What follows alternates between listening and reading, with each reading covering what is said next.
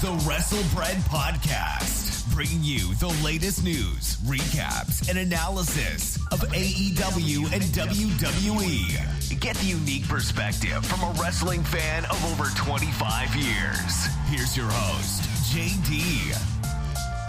What's going on, guys? This is Jaydee here, and this is episode 61 of the WrestleBread Podcast.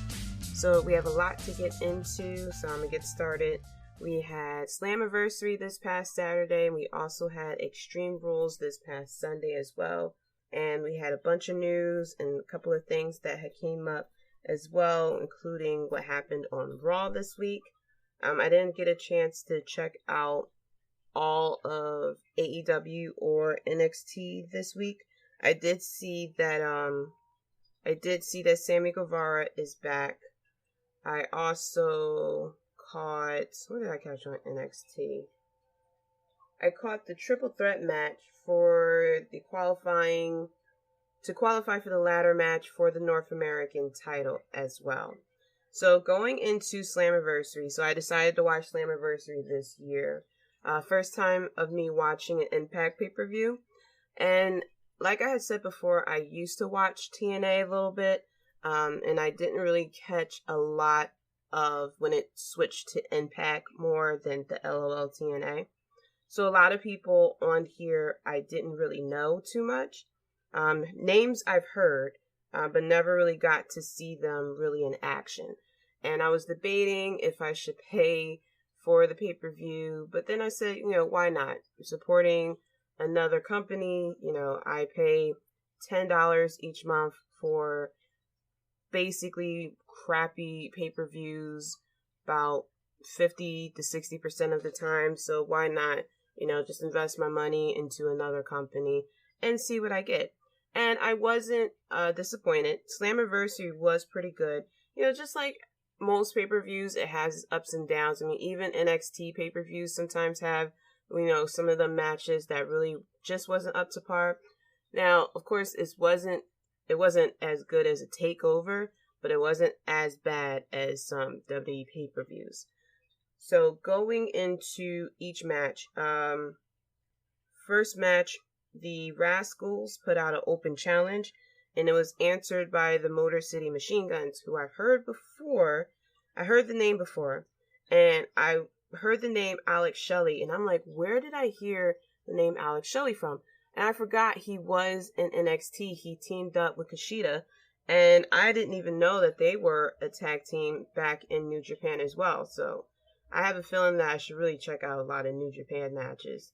And I'll be talking to you guys to get some suggestions of what matches to look at for the first time and review, like I'm going to be doing with SummerSlam this year. But with this tag team match, it was a lot of great sequences. There was a bit of a, not really a botch, but a bit of a mistiming with Chris Sabian and Xavier, I think his name is. Dez went to do a Hurricanrana, and Chris Sabian, flipped to sell it, and he fell on top of Dez as well. But the Motor City Machine Guns, this is the first time I really got to see them in action. They are very good. They do a lot of the double moves together. They have a very unique offense. Some people I saw was comparing them to the Young Bucks.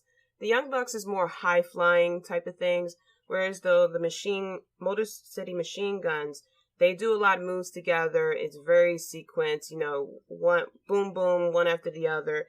This one sets up and the other one does the offense. This match was very good. The Motor City Machine Guns won, which I definitely agree with, and they were going on to face the North for the Tag Team Championship. When I first was tuning in, I did miss this match because I tuned in to the pay-per-view around 30 minutes in. So I had to go back and rewatch the pay-per-view to get, a better sense of this match. But I'm a sucker for tag team matches, and the Motor City Machine Guns are very good. Very excited to see a lot more of them. The next match I saw was Tommy Dreamer versus Moose for the TNT, I think it's TNT or TNA. TNA, what am I saying? For the TNA World Heavyweight Championship. And apparently this is a title that Moose self-proclaimed, very similar to what MVP was doing. And this was considered old school rules, which is basically an Extreme Rules match. Tommy Dreamer, of course, looked good. Moose was very dominant. I'm sure that was, done purposely, since this story is that Tommy Dreamer said something about Moose's ability, and Moose, took offense to it, decided to challenge Tommy Dreamer. This match was good.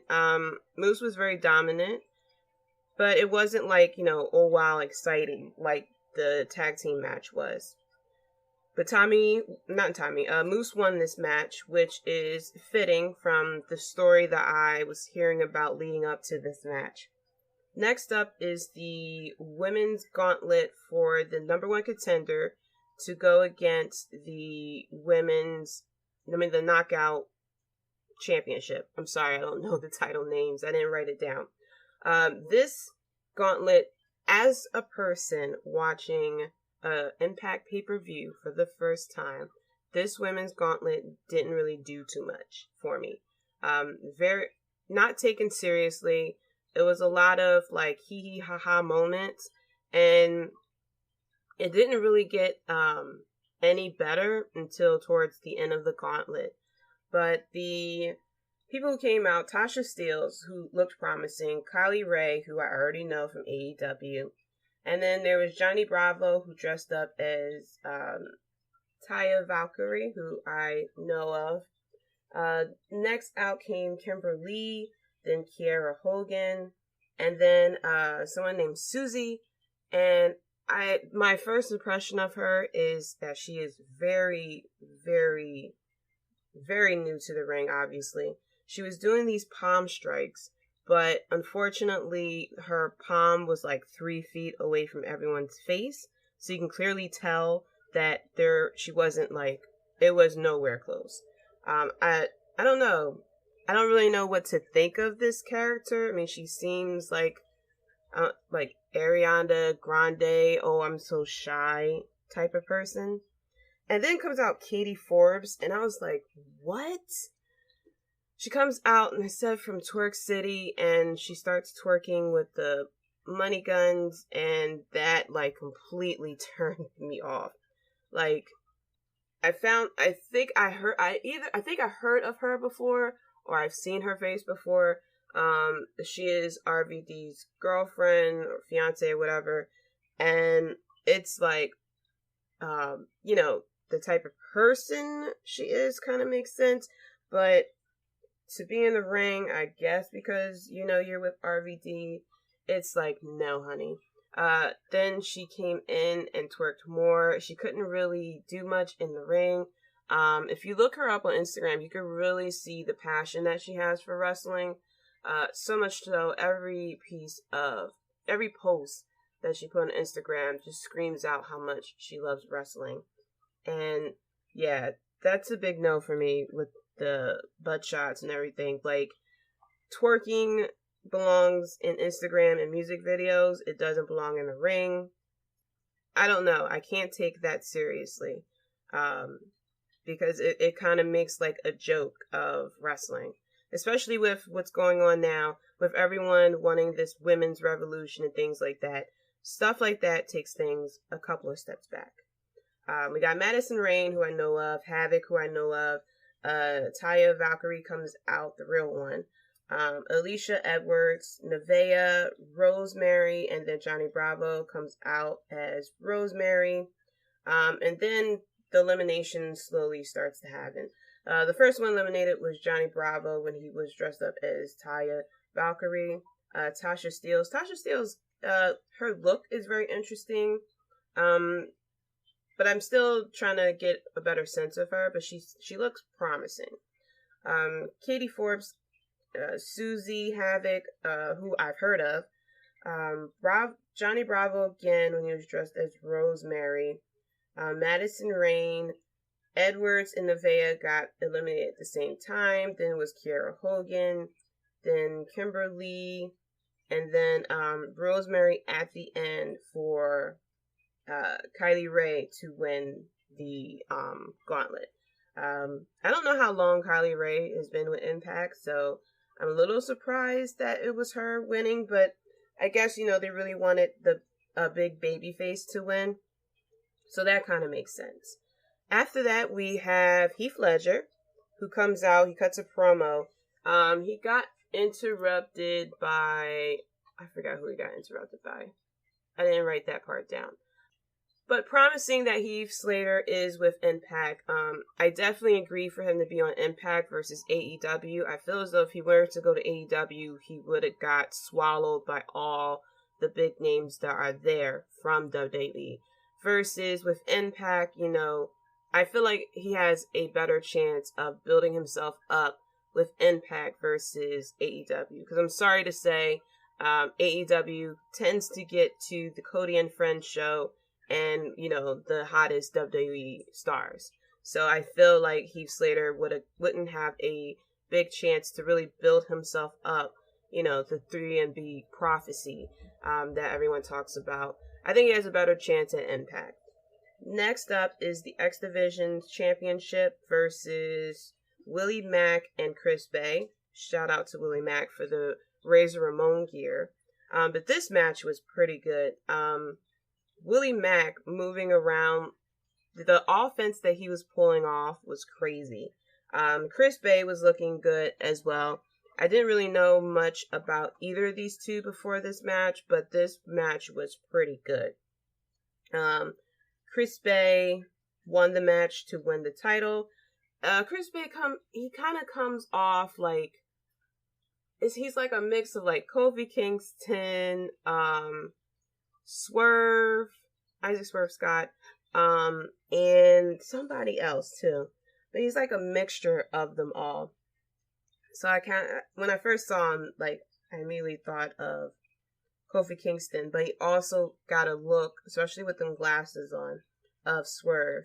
But he acts like somebody else too, and I can't think of the name, and it'll definitely come to me after I record. But if you know who I'm talking about, definitely let me know.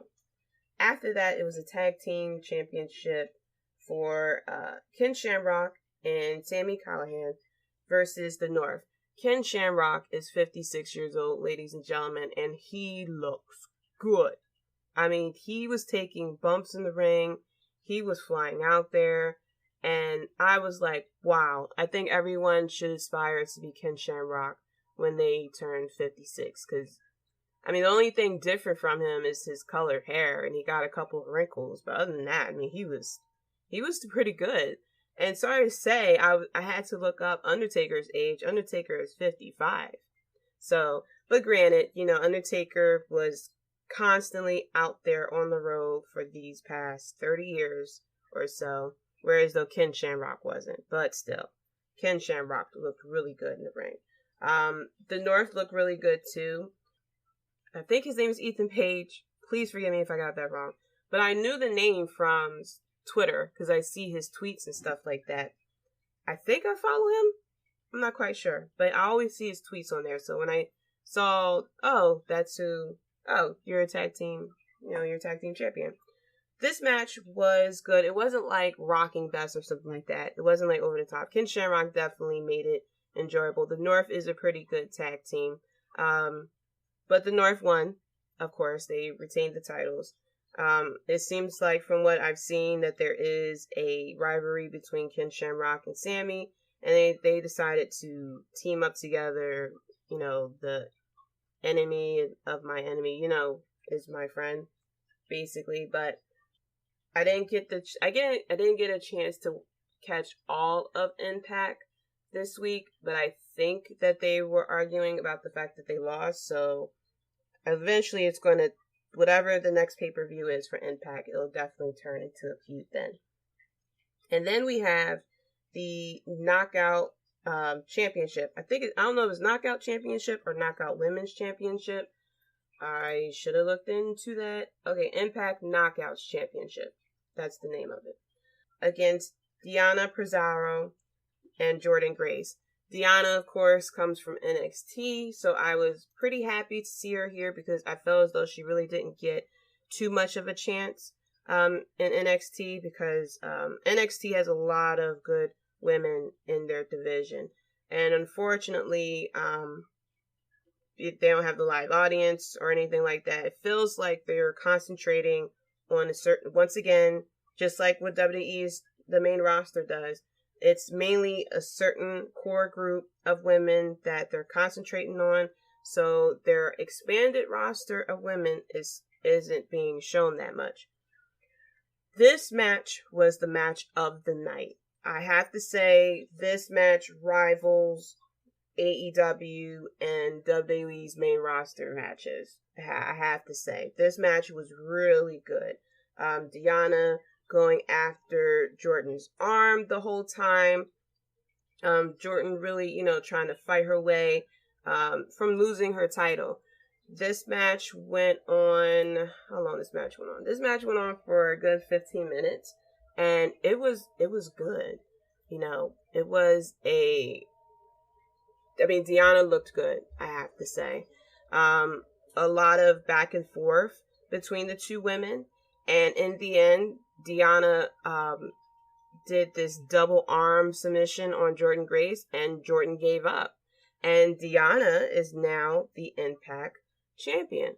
And from what I've seen and heard, this is her second or third match with Impact.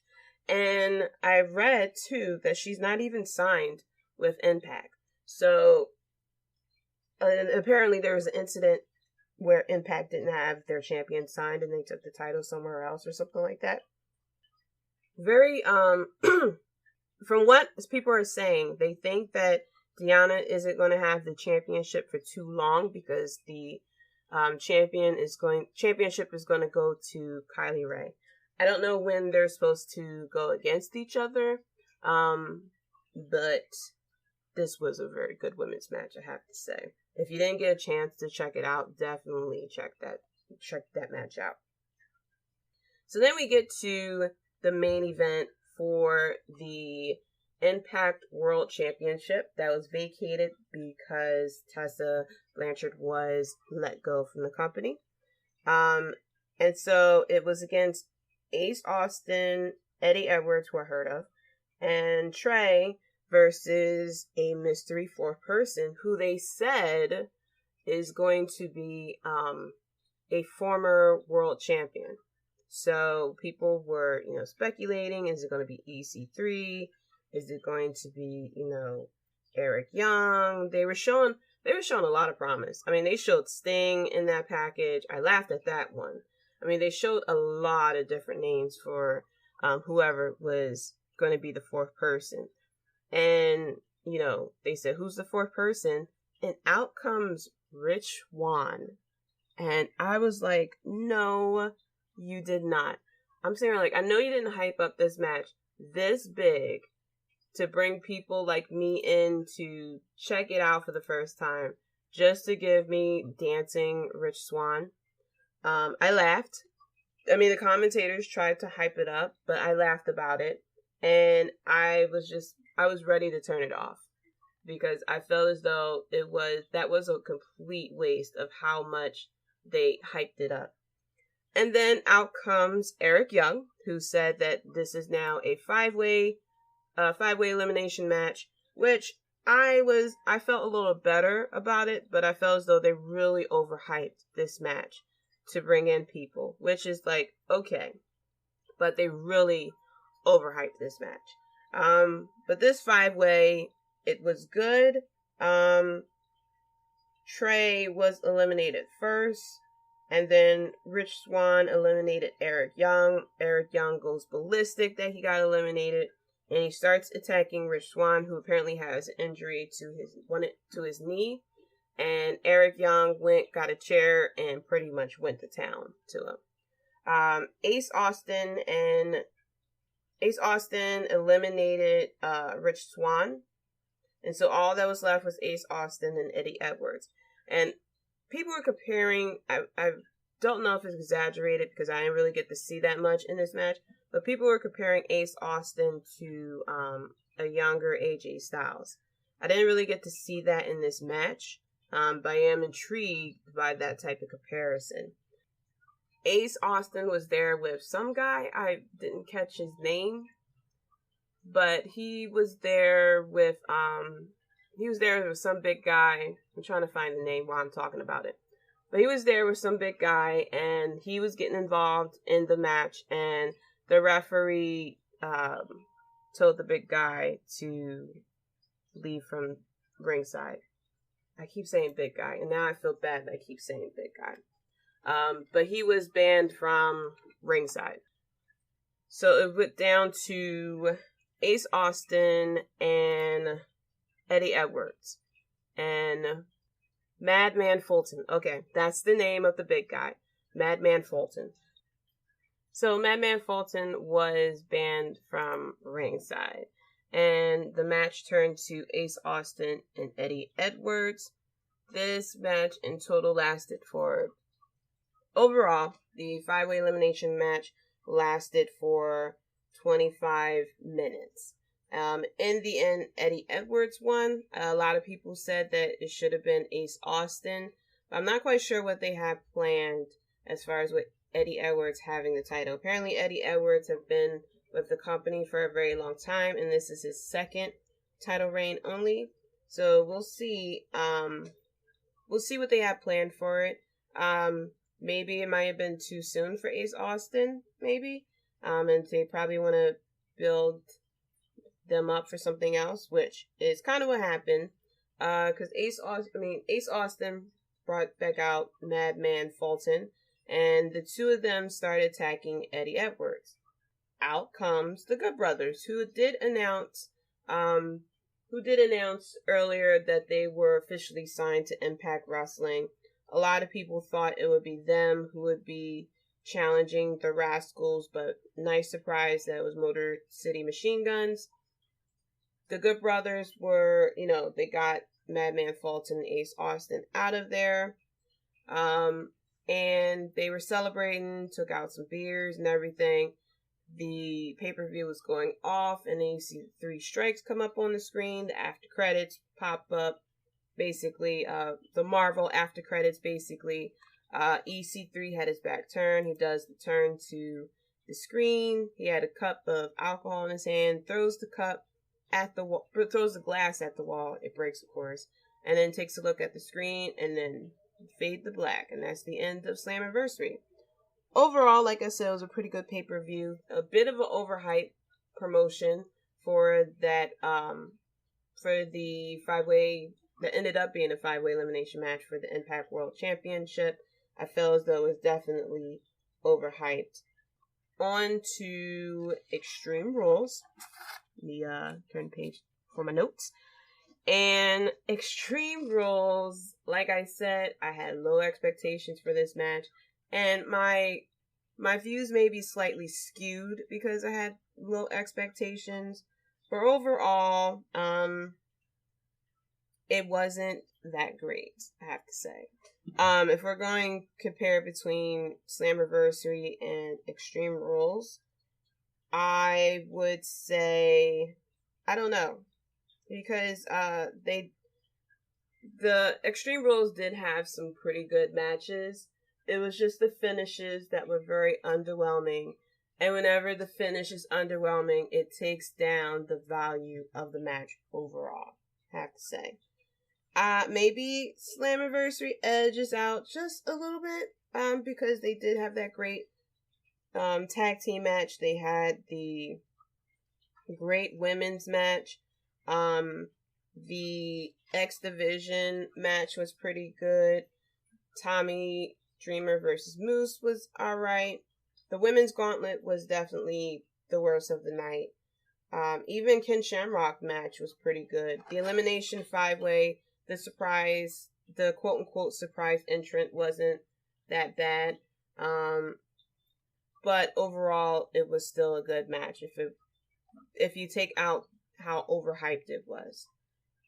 So going into Extreme Rules, the kickoff show had Kevin Owens versus Murphy. I was about to say Buddy Murphy, but I forgot he's no longer a buddy. I want to sing the My Buddy song. I felt like it was appropriate for that moment. But this match was fine. The fans reacting in the crowd at WWE, the movements and everything kind of reminded me of the crowd in WWE 2K. And take any one of them, it's pretty much the same. And I don't know, one of them was just like, they pumped up their fists high in the air and stuff, so I don't know what was told to them of how to react or something. The banging on the glass gets a little bit too much. The plexiglass that they use to separate themselves from the wrestlers, that sometimes get a little bit too much. But overall, this match was fine. Kevin Owens won the match like I had predicted. I knew they were going to add matches to the card, so I kind of wrote down or tweeted out my predictions. After that was the New Day versus Nakamura and Cesaro for the SmackDown Tag Team Championship. This was a tables match. This was a good match, I have to say. Very interesting match. There was a spot where Big E launched Kofi Kingston over him, and I think it was Nakamura and Cesaro both had a table, and Kofi Kingston went splat to the table. A lot of near spots. There was this spot I saw it incorrectly. It was the camera angle, but I thought Kofi Kingston did, like, I think it was his trust fall or something like that. And the way he landed, I thought he hit the announcer's table. And I was like, ugh, until I saw the replay. I was like, okay. It was that stupid shaky cam that WWE likes to do. And I couldn't really tell if he hit the table or not. Like I said, this was a good match. The finish of this match was, I don't know how Kofi Kingston is still alive. Cesaro had Kofi Kingston up one of the turnbuckles, and he did a power bomb through two tables. It looked very brutal, but when rewatching it, Cesaro did it very safely. Cesaro and Nakamura wins the titles. I had put down that they were going to win. Everyone mentioned how Nakamura has won a title at each Extreme Rules so far. I forgot what it was. I think it was the European title in 2018, the IC title in 2019, and the tag team titles in 2020. And he is a world title away from being a Grand Slam championship. So, fingers crossed for that. But this was a good match. I am excited to see the titles onto a different tag team. I'm just hoping that, they can build up another babyface tag team besides the New Day. I like the New Day. They're very funny, but sometimes it gets a bit old because that's all it is. It's just the New Day and, whatever heel team they're going up against. So I'm hoping that, there'll be another babyface team out there that can take the spot.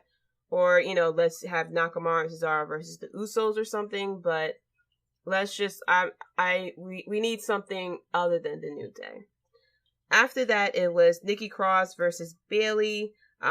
We had Alexa Bliss and Sasha Banks ringside. This was a good match. I don't know, it felt like something was missing from it for me. But overall, it was a good match. I had Bayley retaining the title, which she did. Sasha Banks gave Bayley her boss rings, and Bayley hit Nikki Cross with it and retained the title.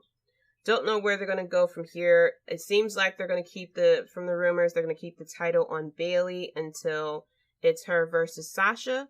And then, the title will come off at that point, I'm guessing. After that, we had a segment of the Firefly Funhouse. I guess this is the horror portion of the show.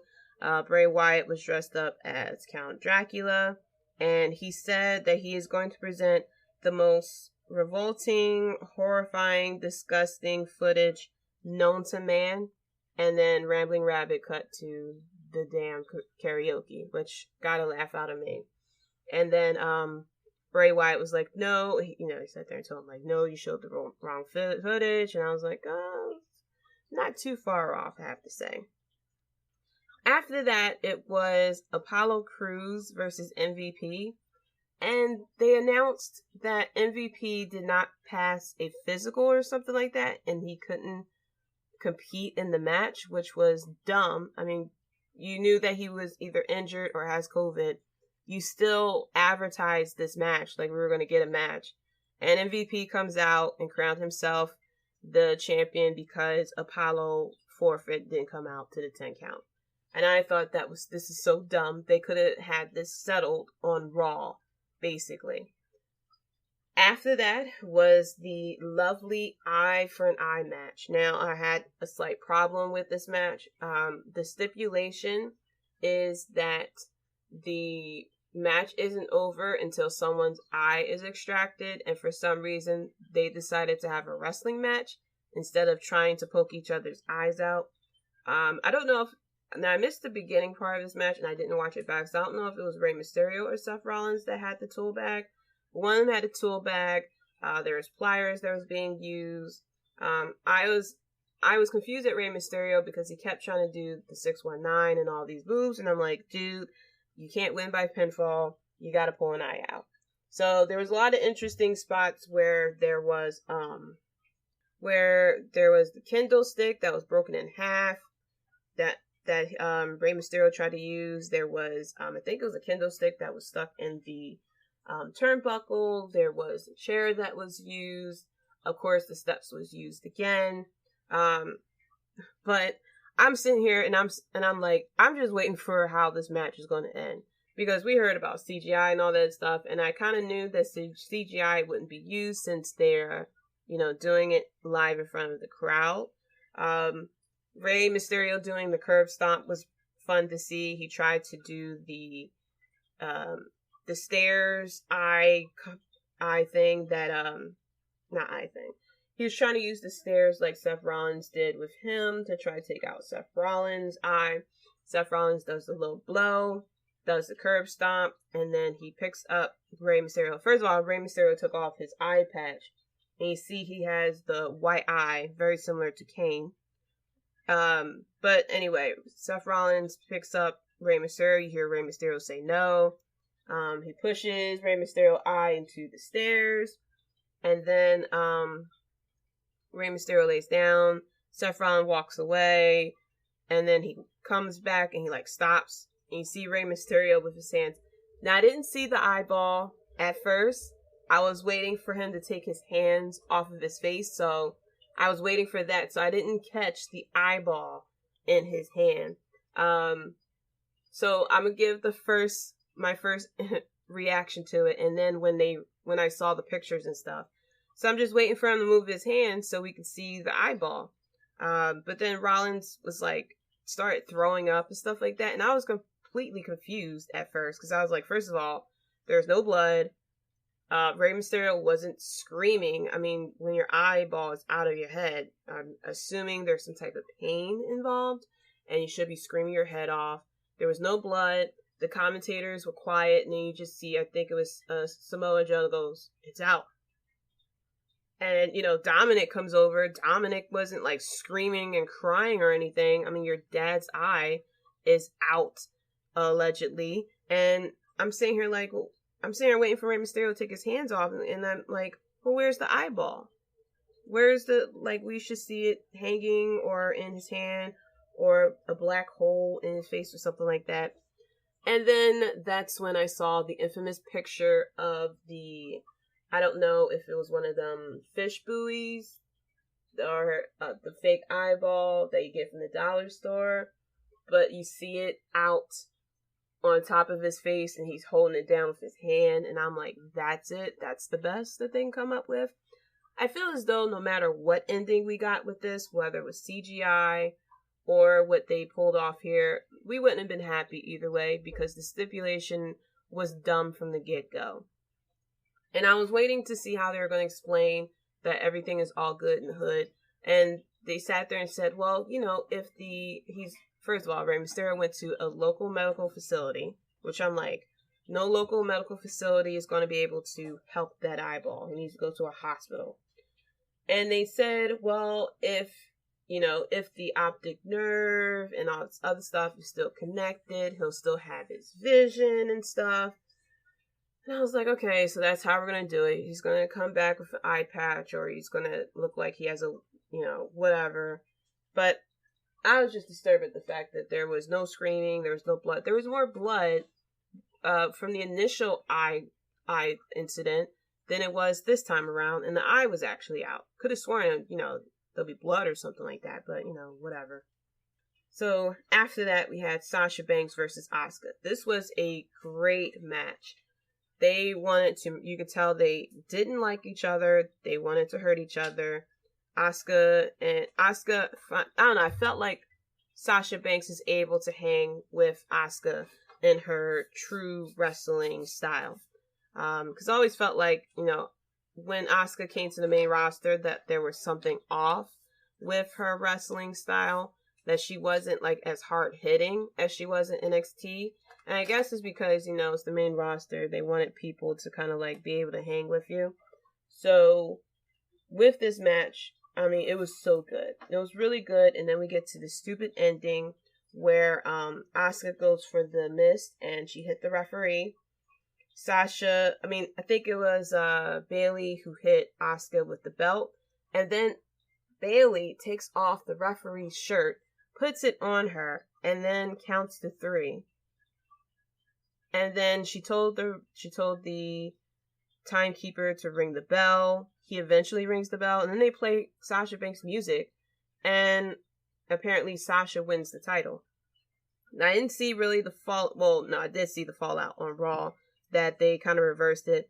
But I was like, you had something really good, and it could have ended. Not really. I don't think it would have been better for DQ. I know you want to protect everyone because I guess you want this to be done over again.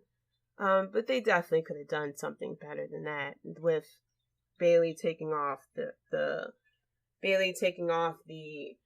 referee shirt. It was different, but it kind of makes me confused because I'm like, so anyone can wear a referee shirt and declare the winner of the match? But it was dumb. So next we have Dolph Ziggler versus Drew McIntyre, and the stipulation for this match was pretty smart. Dolph Ziggler saying it's Extreme Rules for him, but if Drew McIntyre was to get DQ'd, counted out, he would lose the title, which is very smart. But you're like, if you lose this with this stipulation, you really need to go into hiding after a while. Of course, Dolph Ziggler loses the match. There was a funny spot where Dolph Ziggler sat there and was like, "Why won't you die?" Now, like I said, this match wasn't bad. Of course, I didn't expect Dolph Ziggler to win. This had good spots, but the ending kind of came out of nowhere when Dolph Ziggler was going for the Sweet Chin music, and then Drew McIntyre kips up and then does the Claymore kick, and 1, 2, 3, and that was the end of that. I forgot to see how long this match was. But yeah, it really wasn't. It was a good match, better than what I expected. It was a very unique stipulation, but it was just, Dolph Ziggler should be ashamed of himself that he put a stipulation that he should have won, and yet, nothing to come of it. So that match was for 15 minutes. The Asuka-Sasha Banks match was actually for 20 minutes, which was the longest match of the night, and it had that dumb finish. So after that, we get to the main event, which is the Swamp Fight, which was, of course, cinematic. These Bray Wyatt cinematic matches, I get so confused. The whole thing came off as if you were on, like, LSD or something. Like, I don't know if they're trying to say this is the Bray Wyatt magic, or if Bray Wyatt shot something into Braun Strowman's arm before he started. But Braun Strowman was walking through. He sees Bray Wyatt in the chair. He tells Bray Wyatt I'm home. Screen goes black. Bray Wyatt is gone from the chair. And then Braun Strowman throws the chair to a sign that says, I forgot what it says. Then he walks in and he starts fighting people. And he starts fighting these masked men, and then he sees himself in a sheep mask. So I'm like, okay, so now there's 2 Braun Strowmans. Are we gonna have Braun Strowman versus Braun Strowman or something like that? But then himself in a mask knocked himself out, And he was in a chair with these chains around him. And I'm sitting here like, this dude was able to turn over, cars and move trucks and all this other stuff, but he can't get out of a chair with two chains that was obviously loosely tied around him. So Bray Wyatt comes in with the lantern and his theme song, which I thought was interesting, that, there was some speakers out in the swamp. He cuts a promo while he's in the chair. And then there was this, I don't know if it was Sister Abigail or just, a woman in a black veil who had a snake. The snake bit Braun Strowman. And then Braun Strowman wakes up in the middle of nowhere. There was, he was in a field with a fire, and then masked people attacked him again. One of them fell into the fire and got set on fire, and Braun Strowman was laughing at that. And then there was a female figure. I thought Sister Abigail again, but then it became Alexa Bliss, who was, his tag team partner in the Mixed Match Challenge. And I don't know why they did this. I guess they expected for everyone to know the story behind the Mixed Match Challenge and the flirtation between Braun Strowman and Alexa Bliss, because they didn't really do it too much on Raw or SmackDown, if I remember correctly. And she was telling Braun Strowman to come home and things like that. And Braun Strowman started walking towards her. Then after that, Bray Wyatt appeared, him and Braun Strowman fought a little bit. Braun Strowman chokeslammed Bray Wyatt into a boat that goes off. And then the boat comes back and it was empty. Braun Strowman was in the water. And then Bray Wyatt pops up and tries to drown Braun Strowman. And it looks like Braun Strowman had drowned for a second. And then he gets out of the water. He comes out of the water breathing for air, and Bray Wyatt disappeared. Then he gets back to the dock. Bray Wyatt appears. They attack each other some more. Braun Strowman then kicked Bray Wyatt into the water, and then Bray Wyatt then come up. Braun Strowman looks into the water. And then I think the icon shown as the end of the match shows up. And I was like, that's it? And so then Bray Wyatt emerged from the water to use the Mandible Claw. And he pulls Braun Strowman into the water. And then you see Bray Wyatt come up and then gets pulled back in. Then, the water turns red and starts bubbling. And then the Fiend pops up. And I was like, he starts laughing. The screen goes black. He says, "Let me in." And I was like, okay, so that's the end of the match. So I guess Braun Strowman and the Wyatt family, Bray Wyatt, both drowned in the water. This was basically, I'm saying, this is going to turn into the three faces of Bray Wyatt. I will not be surprised come Royal Rumble time. We'll see Wyatt family, Bray Wyatt, Funhouse, Bray Wyatt, and then the Fiend all in the same one. Overall, Extreme Rules was okay. Like I said, I had low expectations for it. The Sasha Banks and Asuka match was the match of the night, but of course it came with that dumb finish. The eye for the eye match is exactly what I expected. Dumb. There was no way that they could have made that match good. Whether it was with the CGI or what they did there. Thanks for listening. If you enjoyed the show, be sure to subscribe and leave a review. Check us out at WrestleBread.com and subscribe to WrestleBread on YouTube for more breaking news and Jaydee's opinions. But overall, I don't know. I give this a C.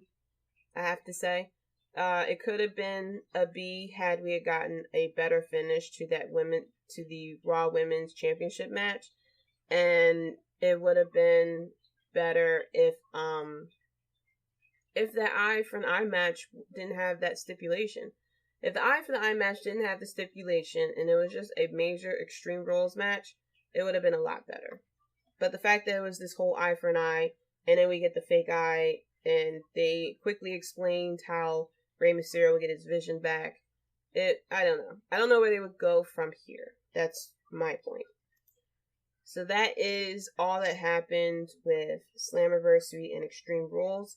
Just to go over a few things that has happened. I checked out, so I don't know if you saw, It's another episode of Undertaker Last Ride called Tales from the Dead Man, which I love the concept of Undertaker talking about stories over his past 30 years.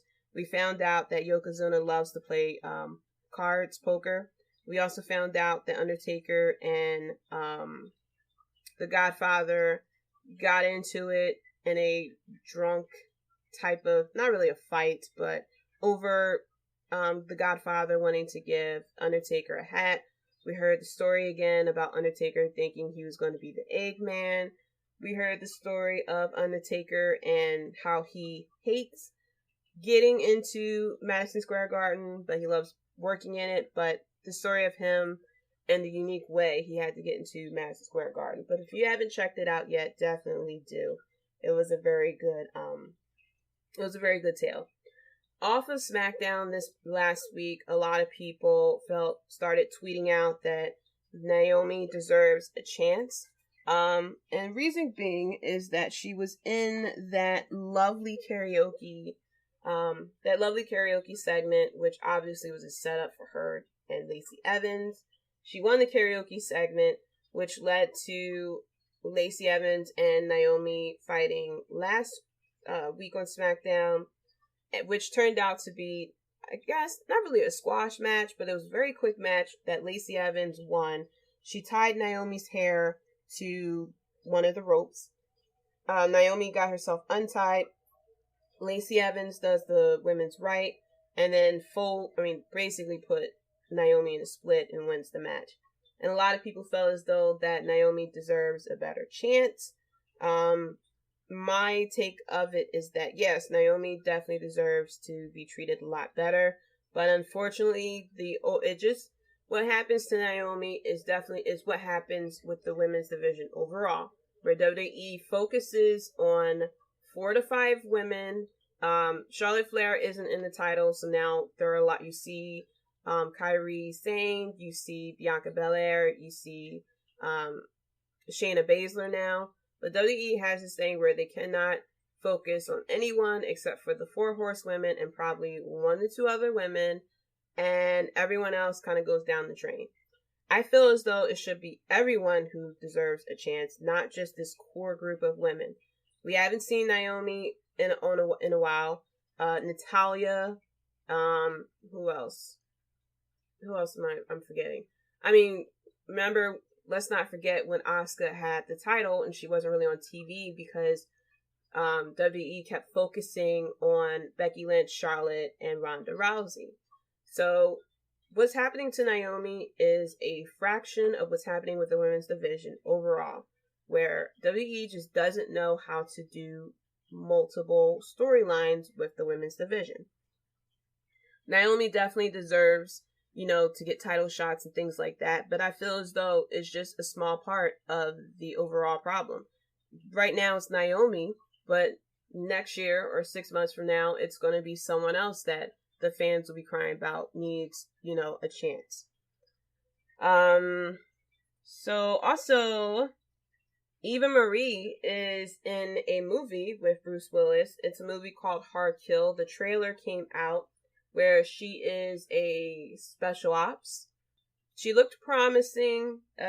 She did put out on Instagram how she prepared for the role, that she actually went through training in the military, so she is able to portray the role properly. She said that, she has family members who are in the military and she wanted to do them proud, but she felt honored to have to play as someone who is in the military. So it looked promising, but it didn't look like, it doesn't look like Die Hard, I'll tell you that. Don't expect, because Bruce Willis is in it, that it's basically Die Hard. This does look like one of those straight to DVD type of movies. It's supposed to come out, I believe, in August or October or something like that. But if you haven't seen the trailer yet, definitely check it out. That's all the notes I have. But so that's it for the WrestleBread podcast. Thank you so much for listening. Be sure to check me out on Twitter at Jaydee Talks. That's JAYDEE Talks. And follow the podcast at WrestleBread as well. Be sure to tweet out, what you want me to go over. I did tweet out recently of suggestions of WrestleMania matches to go over, because soon we'll be on the road to, not WrestleMania, SummerSlam. Wow. Because soon we'll be on the road to SummerSlam, so I will be reviewing some SummerSlam matches over the next couple of weeks.